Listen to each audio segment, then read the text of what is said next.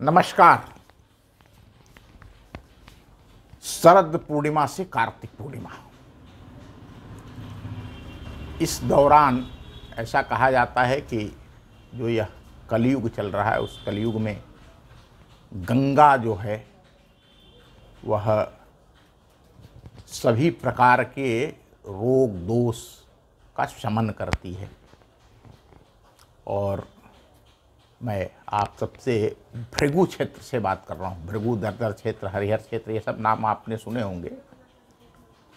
प्रयागराज, जिसका प्राचीन नाम भाग्यवती नगर है, प्रयागराज से लेकर के, या ये कहा जाए गंगा के उद्गम से, गंगोत्री से लेकर के गंगा सागर तक, गंगा अरबों खरबों जीवों का पालन पोषण करती है। लेकिन ये जो शरद पूर्णिमा से कार्तिक पूर्णिमा के बीच का समय है, इस दौरान एक अद्भुत शक्ति इस क्षेत्र के नदियों और सरोवरों के अंदर होती है। हमारे यहाँ मान्यता है, भृगु क्षेत्र, दरदर क्षेत्र में मान्यता है कि सारे तीर्थ शरद पूर्णिमा से लेकर के और कार्तिक पूर्णिमा तक भृगु क्षेत्र में निवास करते हैं, अपने पापों का शमन करते हैं। आप इसका वर्णन हमारे पुराणों में भी है, मत्स्य महापुराण, पद्म महापुराण, ऐसे जो पुराण हैं हमारे ऋषि मनीषियों ने इसका अनुभव किया और यह आज भी सत्य है, तथ्यात्मक सत्य है। मैं आप सभी से निवेदन करना चाहता हूँ कि आप सभी इसका अनुभव करें। आज शरद पूर्णिमा है, कल अर्थात कार्तिक कृष्ण एक्कम से लेकर के और कार्तिक पूर्णिमा तक बलिया में गंगा तट पर कल्पवास होता है। इस कल्पवास को करने के लिए ज़्यादातर ऋषि परंपरा के संत महात्मा आते हैं।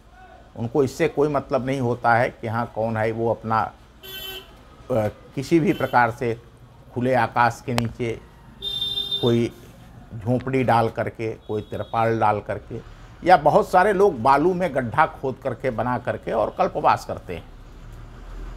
इस कल्पवास के पीछे जो वैज्ञानिक कारण है, मैं आज उस पर आप सभी से बात करना चाहता हूँ कि कार्तिक के महीने में कोई भी मनुष्य हो उसे खुले में स्नान करना चाहिए। विशेष रूप से अगर आप किसी नदी सरोवर के अंदर स्नान करते हैं तो आपके शरीर में रोग प्रतिरोधक क्षमता बढ़ती है।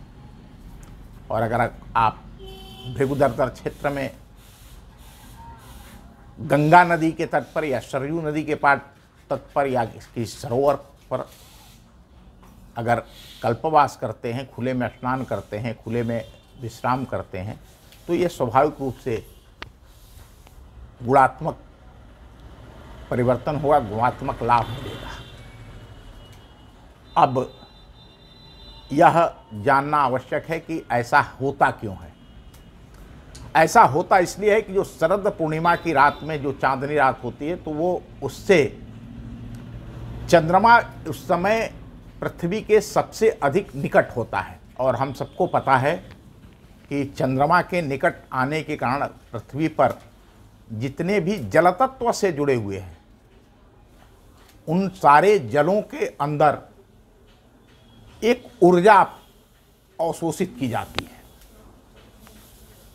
जल सबसे अधिक संवेदनशील तत्व है, जल सबसे अधिक ग्रहण क्षमता का तत्व है, वह हर बात को ग्रहण करता है। तो जो सकारात्मक, उस ब्रह्मांड की सकारात्मक ऊर्जा है, उस सकारात्मक ऊर्जा को गंगा नदी सबसे अधिक अवशोषित करती है। इसी प्रकार से जो शेष नदियां हैं, सरोवर हैं, उनके अंदर भी गुणात्मक धातत्व बढ़ता है। इसीलिए हमारे ऋषि मुनियों ने यह परंपरा बनाई, कल्पवास की परंपरा बनाई, और उस स्थान को खोजा कि ऐसे कौन से स्थान हैं जहाँ यह चंद्रमा और जल के बीच की जो प्रक्रिया है वह सबसे अधिक मात्रा में होती है। तो वो स्थान भृगुदरदर क्षेत्र बलिया है। और इसी कारण ऐसी मान्यता है कि इस पृथ्वी के सारे तीर्थ, सारे पवित्र नदियाँ, सभी यक्ष, गंधर्व, किन्नर, ऋषि, मुनि, महात्मा, राजा, रंग, फकीर, सभी, यहाँ तक तो जो वर्णन है उस वर्णन के अनुसार कीट पतंगे तक इस स्थान पर आकर के आरोग्य और ऊर्जा प्राप्त करते हैं, जिसकी पूर्णाहुति कार्तिक पूर्णिमा के ददरी मेले से होती है। यहाँ कार्तिक पूर्णिमा से एक ददरी मेला लगता है, जो कभी एशिया का बड़ा पशु मेला हुआ करता था, और जब महाजनपद काल में जाएंगे तो महाजनपद काल में यह बहुत बड़ा व्यावसायिक मेला हुआ करता था, जहाँ बहुत दूर दूर से, जिसे आज हम लोग अफगानिस्तान के नाम से, पाकिस्तान के नाम से, गांधार बर्मा के नाम से जानते हैं, इन सारे स्थानों से लोग यहाँ व्यापार करने के लिए आया करते थे। यद्यपि यह सही बात है कि वर्तमान समय में इस मेले का स्वरूप बहुत छोटा हो गया है, इसके बाद भी जो यहाँ का महात्मा है, जो आस्था है, वह नहीं घटी है। आज भी लाखों लोग कार्तिक पूर्णिमा पर स्नान करने के लिए बलिया के भृगुदर्द क्षेत्र में आते हैं। आप भी आइए। बहुत बहुत धन्यवाद। नमस्कार।